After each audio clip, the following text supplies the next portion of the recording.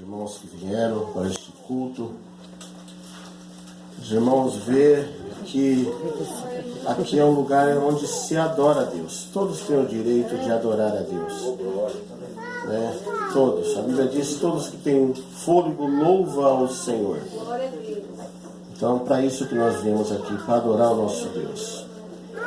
Vamos ler a palavra então? Quem achou? Todos acharam? Amém. E partiram de Betel, e havia ainda um pequeno espaço de terra para chegar em Efrata. E teve um filho Raquel,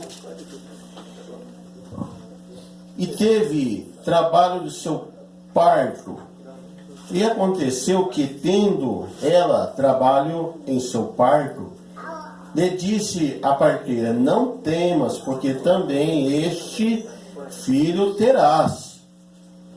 E aconteceu que, saindo-lhe as alma, porque morreu, chamou o nome de Benoni, mas o seu pai o chamou de Benjamim.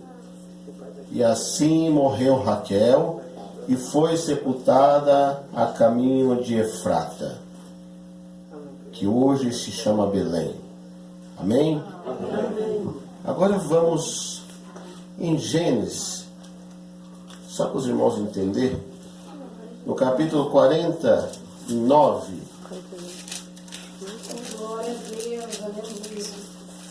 No versículo 27. Está escrito só o versículo 27. Benjamim é lobo, que despedaça pela manhã, comerá presa, e à tarde repartirá o despojo. Pode se assentar, dando glória a Deus. Amém? Glória a Deus. Irmãos, nós estamos diante de um Deus que sempre, ao longo da história, vem mudando a história de muitos, mudando a vida de muitos. Todos aqueles que chegam até Jesus, Ele muda a sua história. A Bíblia nos relata aqui, que nós lemos sobre Jacó.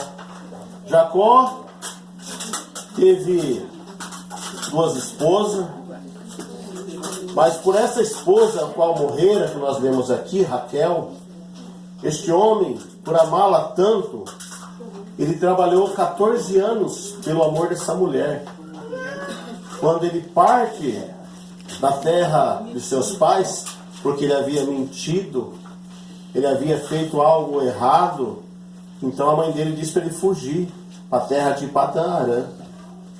E chega lá na casa do seu tio, chamado Labão, ele logo vê aquela moça bonita, sua prima. Ele se apaixona por ela. O nome dela é Raquel. Então, ele pede em casamento esta moça para o seu tio. Ele fala: você trabalha 7 anos. Do amor dela, eu te dou ela como esposa. Passa os 7 anos, ele é enganado, porque ele enganou lá no passado. Então, ele plantou, ele colhe. Ele é enganado pelo sogro. Ele dá outra, a sua irmã mais velha, Leia. A Bíblia diz que ele trabalha mais 7 anos, novamente, que dá 14 anos pelo amor de Raquel. Então, aí ele casa-se com Raquel. Só que ele adquire muitos bens ali em Padã-Arã. O Senhor, mesmo com a vida que Jacó não levava muito correta, mas como o Senhor havia um plano na vida dele, o Senhor faz com que ele prospera na terra, mesmo sendo uma terra estranha. Isso significa que quando Deus tem algo na sua vida, não importa onde você esteja, o Senhor está lá para te abençoar. Se você estiver nele. Porque a Bíblia diz claramente: se a minha palavra, o Senhor dizendo, estiver em vós, e vós estiveres em mim, que é a minha palavra, pedi tudo o que quiseres, e assim será feito. Não é isso que diz a palavra? Logo, ele vai embora, volta para sua terra, e dali ele começa a fazer uma peregrinação. Seus filhos nascem, né? Ele tem vários filhos com Leia, só que Raquel não dá filho. Ela é estéril, mas ele ora, como seu pai antes orou, por sua mãe 20 anos para ela conceber, né? Isaac orou 20 anos para Rebeca conceber seu filho. No caso, depois veio duplo, né? Jacó e Esaú. E Jacó lembra que seu pai contava isso. Então ele aprende, ele ora para que o Senhor também lhe dê filho através de Raquel, o seu amor. Nasce José. José vai crescendo e Raquel fica grávida novamente. Aí nasce Benjamim. Porém, a Bíblia nos relata aqui que o nascimento de Benjamim é complicado. Muito complicado. E naquele tempo não havia médico. Não havia a cirurgia de cesariana que tem hoje. Não tinha anestesia. A mulher ter o seu filho sem dor, né? Hoje o parto está complicado, a mulher vai lá, toma anestesia, faça uma cesariana, pronto, acabou. A mulher vai ter a dor depois.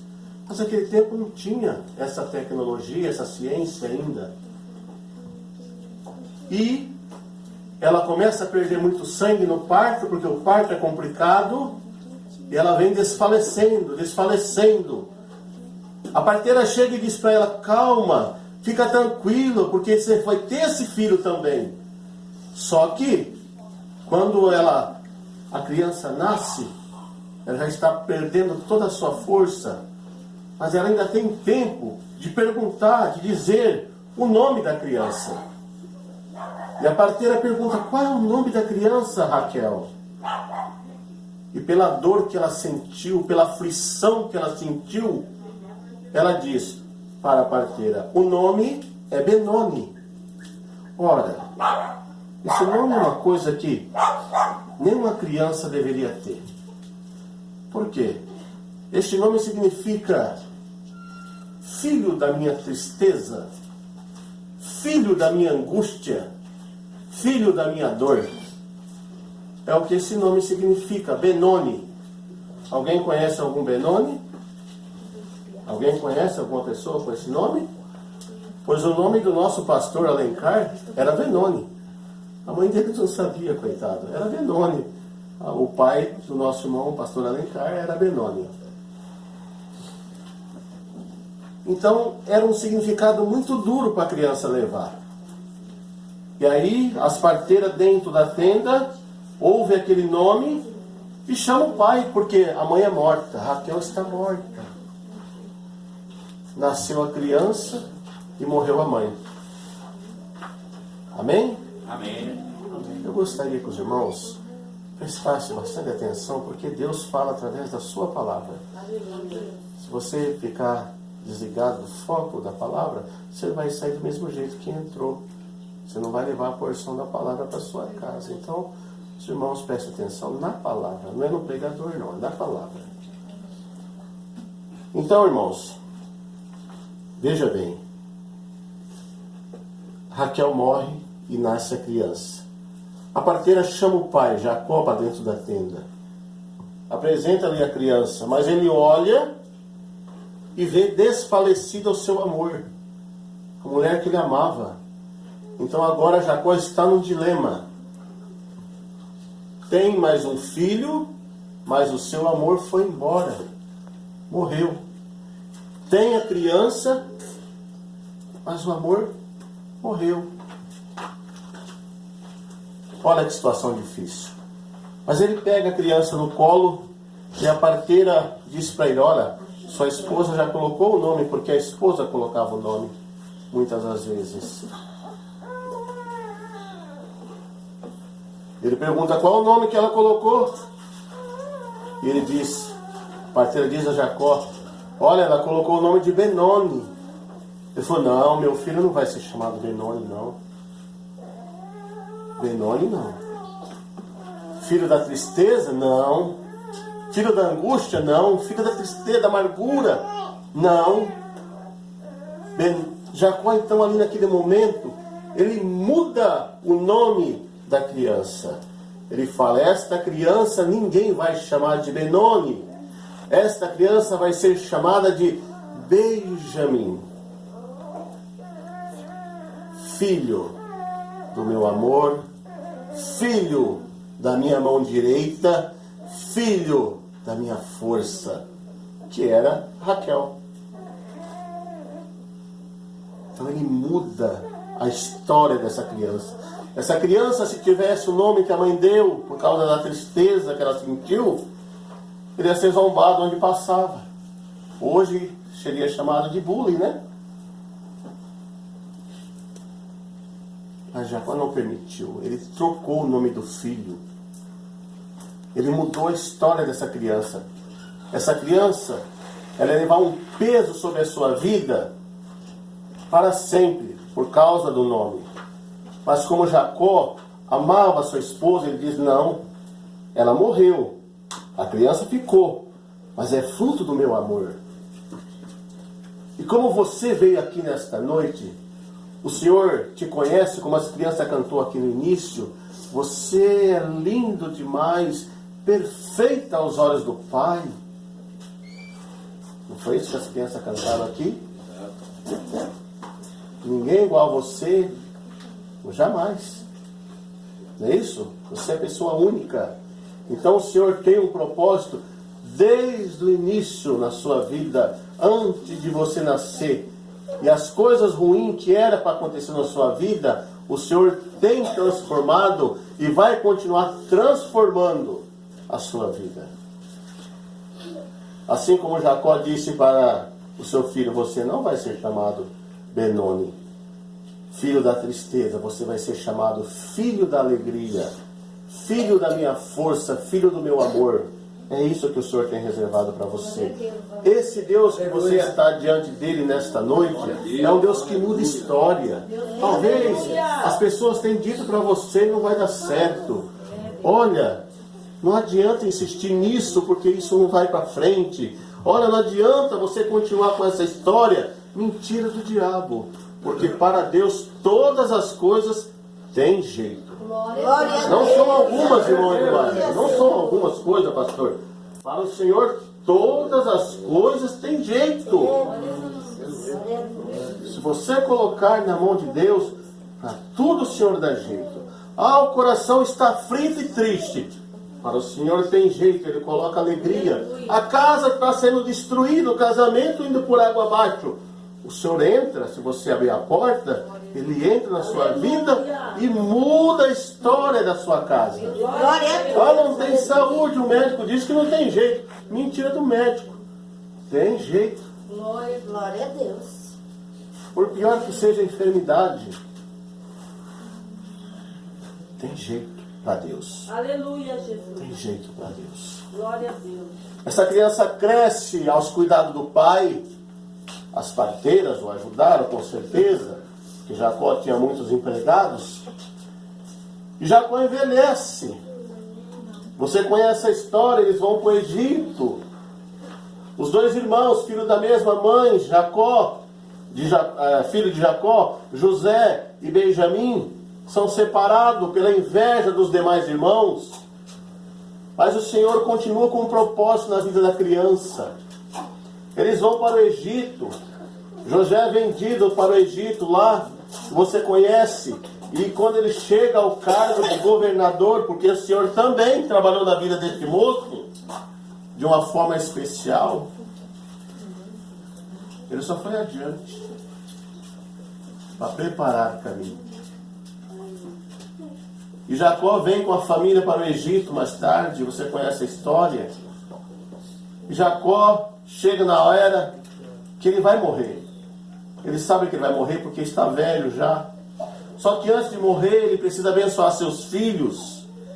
E no versículo 48, 49 aqui, nós lemos que Jacó começa a abençoar os seus filhos. Ele chama um por um diante dele. e faz colocar a sua mão, ajoelhar-se diante dele, pôr a mão debaixo da coxa, e ele põe a mão sobre a cabeça do filho e diz umas palavras. Você lê depois na sua casa com o tempo aqui, esse capítulo 49 inteiro, você vai ver isso, que ele chama um por um. Para você ter uma ideia, eu arrisquei aqui, ele fala para Dan, um dos filhos de Jacó: Dan, será serpente junto ao caminho, uma víbora junto à vereda, que morde os calcanhares do cavalo e faz cair o seu cavaleiro por detrás. Olha o que Jacó disse para o filho, que é uma serpente. Agora, se você vê com os olhos da carne isso, fala, nossa, o homem está chamando o filho de serpente. Só que a palavra de Deus diz que nós temos que ser como a serpente, não é? Não é isso, pastor? Prudente como a serpente, manso como a pomba.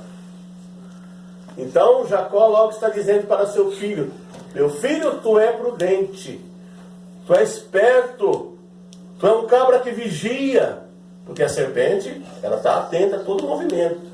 Você vê ali, ela está para lá, você vai, ela acompanha você com o gesto.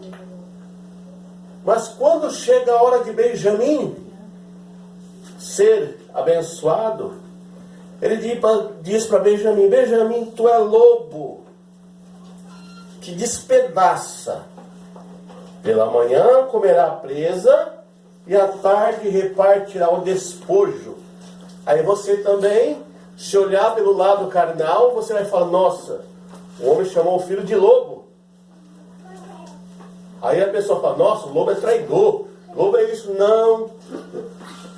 Jacó está dizendo para o filho dele que o filho dele é especial, porque o lobo, no seu habitat, ele é um animal especial. Não estamos falando do lobo comedor de ovelha, de galinha, esse desqualificado. Não, estamos falando do lobo real, que só tem 3 tipos de lobo.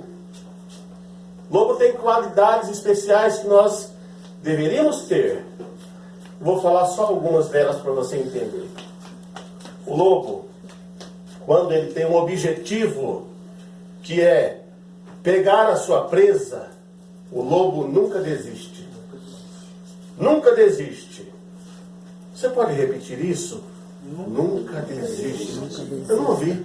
Nunca desiste. Mais uma vez? Nunca desiste. Mais uma vez para ficar bonito? Nunca desiste. Então o Senhor está dizendo para você: nunca desista.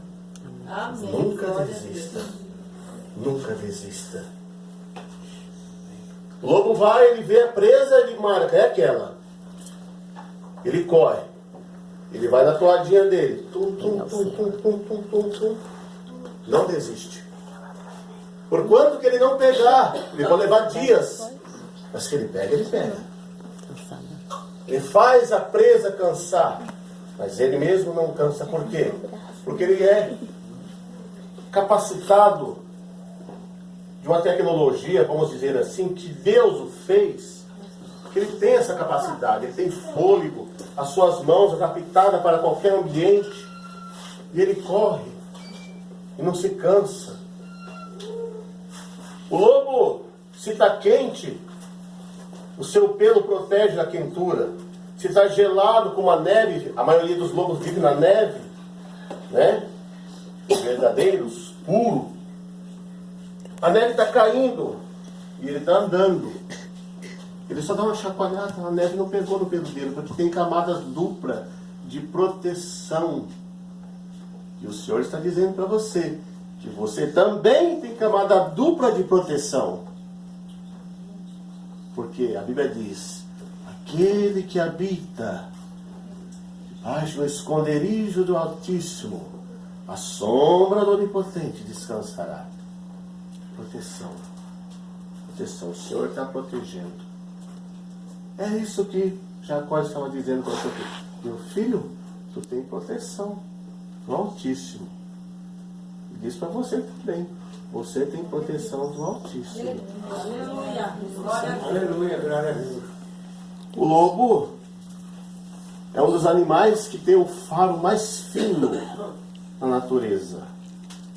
Ele consegue perceber a sua presa à distância pelo olfato, cheiro. Ele sente o cheiro de longe. Antes do animal perceber que ele está por ali, ele já sentiu o cheiro de longe. E o cristão precisa sentir também o cheiro do perigo, o cheiro da falsidade, o cheiro do engano de longe.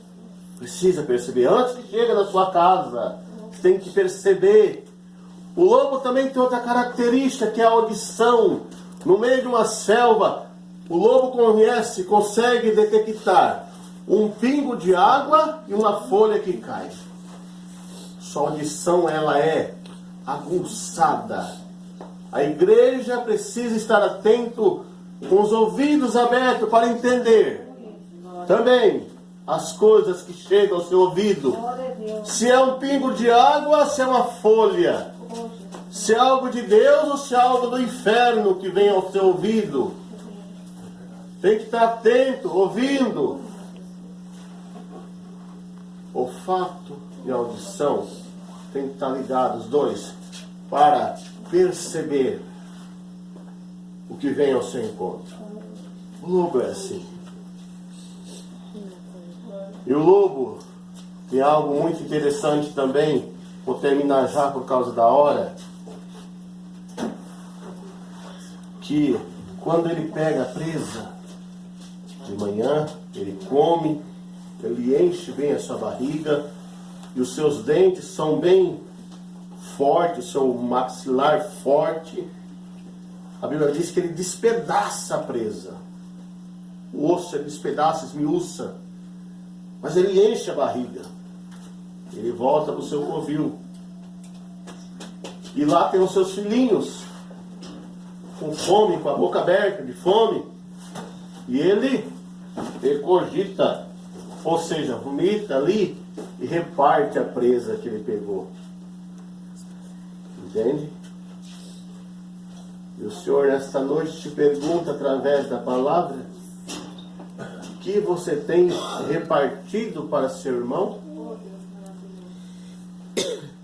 O que o Senhor tem te dado, você tem repartido com o seu irmão? A pergunta: o que o Senhor tem te dado? Não estou falando de nada financeiro, não. Dado. A palavra. Você tem repartido?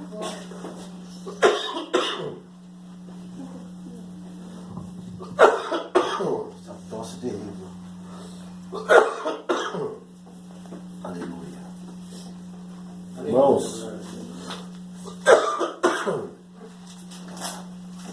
que Deus possa falar mais ao seu coração nesta noite, através da sua bendita palavra, e que o que eu não pude expressar, que o Senhor possa expressar no seu coração, mas saia daqui com a certeza de que Deus pode todas as coisas, inclusive mudar a sua vida, a sua história. Se até agora a sua vida foi vida de tristeza, de derrota, hoje o Senhor muda a tua história. Se você quer. O Senhor é um Deus que tudo pode. Ele entra nos lugares mais obscuros para tirar o seu filho da escuridão. Aleluia. Ele entra no lugar onde o médico não entra. Ele entra no lugar chamado alma, onde nenhum homem pode entrar. E ali ele trabalha em favor dos seus filhos, para restaurar, para tirar do lamaçal do pecado e dizer que ele pode te levar para o céu, porque para isso ele veio, para isso ele morreu naquela cruz, para isso ele está aqui hoje através do Espírito Santo. Aleluia. Dizendo para você: meu filho e minha filha, tudo tem jeito, é só você crer em mim. Amém? Amém.